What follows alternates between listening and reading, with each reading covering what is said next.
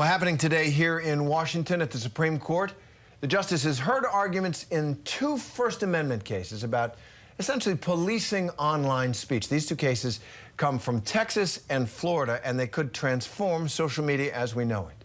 Our senior Washington correspondent, David Muir, has more for us now. Just sort of break it down for us and talk about what's at stake here with regard to free speech on social media. I mean, it's quite the talker.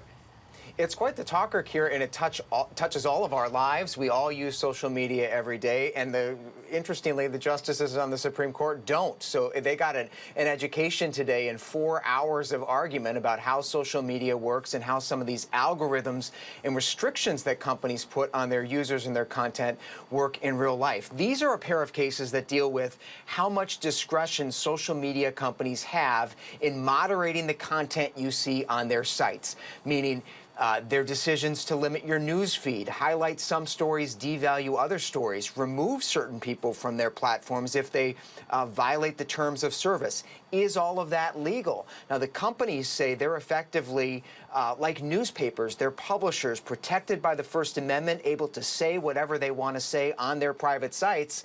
But critics of the companies in the two states that put these laws, which were challenged today, Kira, argued that these companies are common carriers. They're like utilities. They're like the electric company or Verizon, your telephone company. They have to be open to everybody, no matter what they're saying. And that was the big debate we heard today at the court.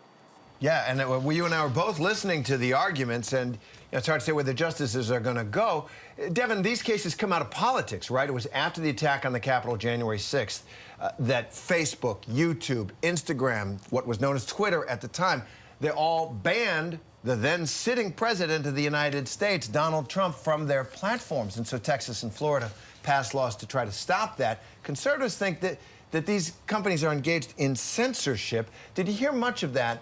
What do you think in these arguments? We heard we heard a lot about censorship from particularly three justices on the right side of the court, Terry. Clarence Thomas, Neil Gorsuch, and Samuel Alito, all worried about these companies wielding too much power and silencing the views and the voices of conservative Americans, including people who question vaccines, who question the results of the 2020 election, and yes, removing Donald Trump from those platforms over his role in the January 6th attack at the U.S. Capitol.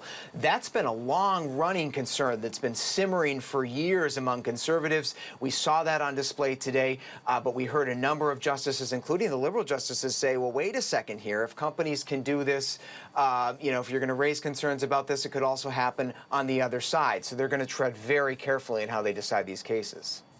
So it was fascinating listening to them. Devin, thanks very much for breaking that down for us.